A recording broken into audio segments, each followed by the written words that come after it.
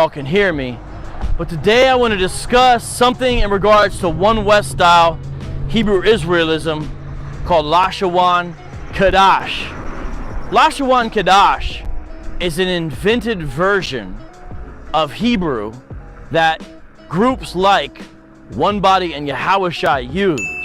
It's not real Hebrew. They take out the vowels that modern Hebrew speakers pronounce, the way they pronounce them, the vocalizations of the vowels. They remove all those, and then they make a mistake that is based upon an English understanding of language. Each character only produces one sound. Then they proceed to supply their own speculative vocalizations in the vowels, which they say more closely aligns with the way the Paleo-Hebrew would have been pronounced. Now, what's interesting about this, that they do this through a vision they received. One version of the legend or rumor is that a man named Ariyah, who was a teacher at the old One West school in the 70s and the 80s and 90s before all the splits happened, he says he received a vision of an angel and the angel was speaking a language he did not understand.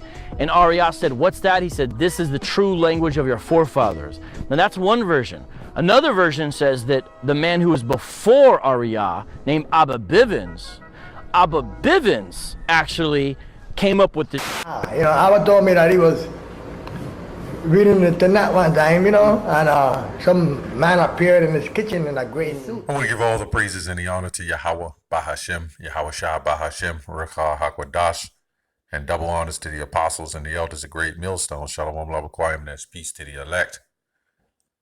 I want to touch on a video, kind of a response to a Vocab Malone video, Hebrew Israelite language debunked. As you've seen in the clip, Vocab Malone went through all the things that he felt was wrong with the Hebrew Israelite language, going back to Ariyah and Abba Bivens and so forth. But I always say clean up your own house first. What he will not go back into is the history of Christianity and the Jewish language as well, okay? The Jewish Hebrew, of how that's been tampered with, going back to Yiddish, the Yids, okay? He will not touch on that part. Now we have to understand that we're not saying we have the 100% Hebrew correct, Let's go to Zephaniah 3:9. It says, "For then I will turn to the people a pure language," okay, "that they may all call upon the name of the Lord," talking about the Israelites, "to serve him with one consent." Because you got some of us who don't believe on calling on that name. Some will call on the name, some will call it another name, Yeshua, Yeshaya, just different names. Some say you could just call on Christ, but the Lord is going to cause all Israelites to call on that one name. In fact, all people will have to know that name. Okay, even in the kingdom of heaven, they're all going to have to know that name. They're going to know the laws and everything else. Okay, so the whole point is we, as waking up to the truth and believing that this whole ideology of Christianity was false, born on us by these particular group of people.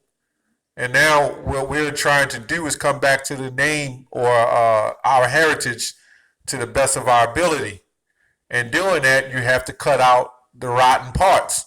And that's what we decided to do, is cut out that false Christian doctrine and that name and language that they have portrayed to be Hebrew. Okay, so let's get a little history on that. Okay, Yiddish, okay, which goes back to Jewish. Okay, goes back to Judeo-Germany. Okay, everybody know the story of Germany and the so-called Holocaust and everything else. That's another story. I'm not going to get into that part. So I said so-called. It is the historical language of the Ashkenazi Jews.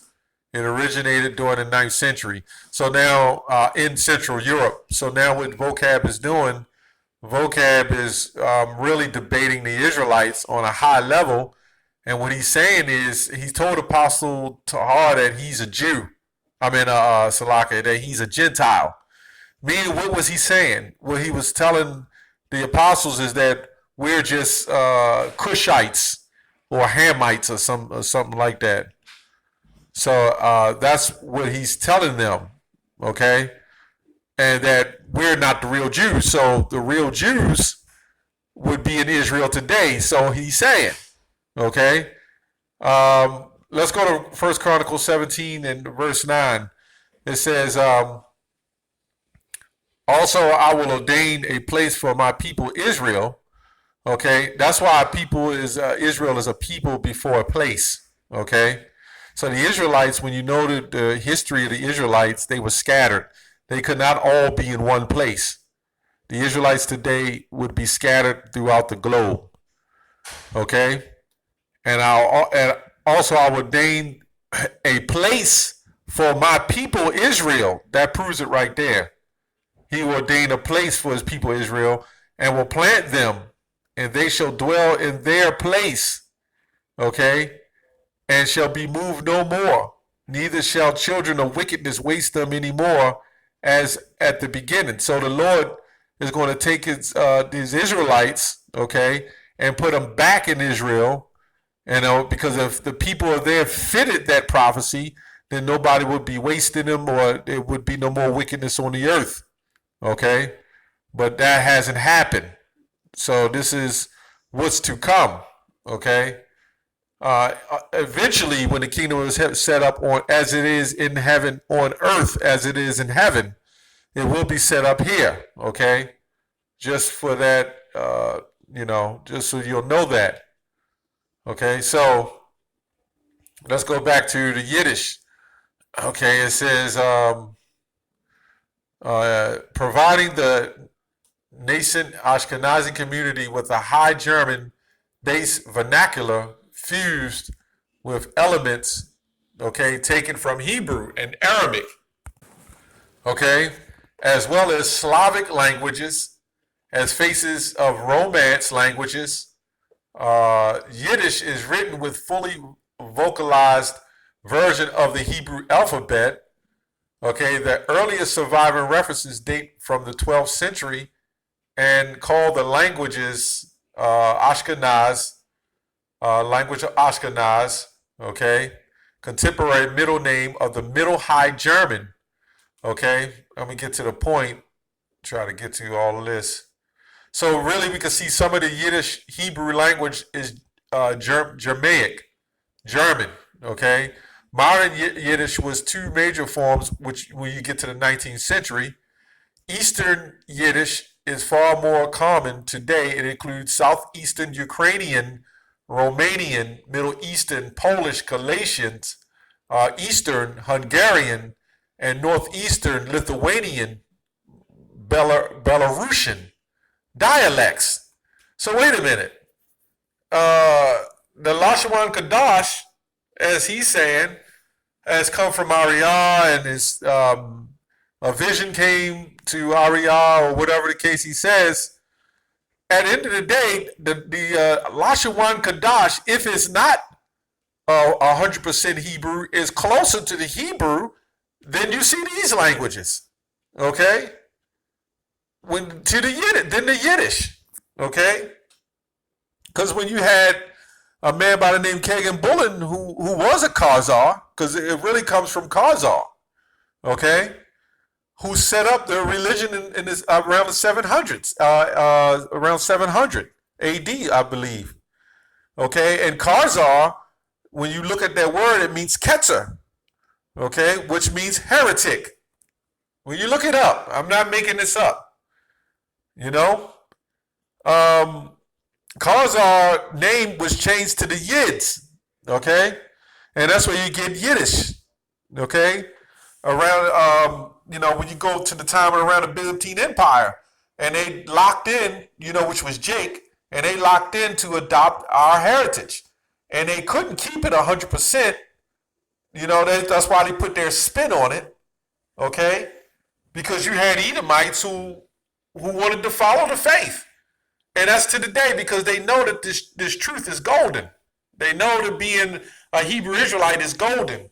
This is why you will have a lot of people who will fake to be Hebrew, and they're technically not. Okay? So when you look at the languages, you know, when you look at the Yiddish language, it is a form of, and I believe it has Poland. It goes on to say it has Eastern Yiddish differs from Western both by its far greater size and extensive exclusion of Slavic origins. Western Yiddish is divided into Southwestern, Swiss Alsatian, Southern German, Midwestern, Central German, Netherlandic, Northern German dialects. Yiddish is used in a number of Haredi Jewish communities, okay, worldwide. It is the first language of the home school and in many social settings among many heretic Jews, okay, and that's where you get heretic. It goes on to say, and is used in most Hasidic and some Lithuanian yashivas, okay? The term Yiddish is also used in the adjectival sense, okay, with Jewish to designate attributes of the Yiddish keats, Yiddish cooking, Yiddish music, you know, you get the point. Prior to the Holocaust, okay, so-called Holocaust, there were 11 to 13 million speakers of Yiddish among 17 million Jews worldwide. Okay? 85% of approximately 6 million Jews who died in the Holocaust were Yiddish speakers, leading to the massive decline of the use of the language. Assimilation following World War II, immigration to Israel further decreased the use. You hear what this says? Immigration to Israel. Okay, so this proves that they was never the real Jews according to the Bible. Further decreased the use of Yiddish both among survivors and amongst Yiddish speakers and other countries, such as in the Americas. However, the number of speakers increased in Hasidic communities. Okay, I don't need to go any more on that. Okay, so you should get the point. I just wanted to read this article and try to edify and teach through the Spirit, the power of Yahweh Shem Yahushua, that the Lashawan Kadash, in their eyes, or what many people may see, may not be 100% Hebrew to a degree, but you have to know that the language that these people are speaking Hebrew today is melted down with 20, 30 different dialects. Okay? Okay, so I'll read that again, Zephaniah 3 and 9.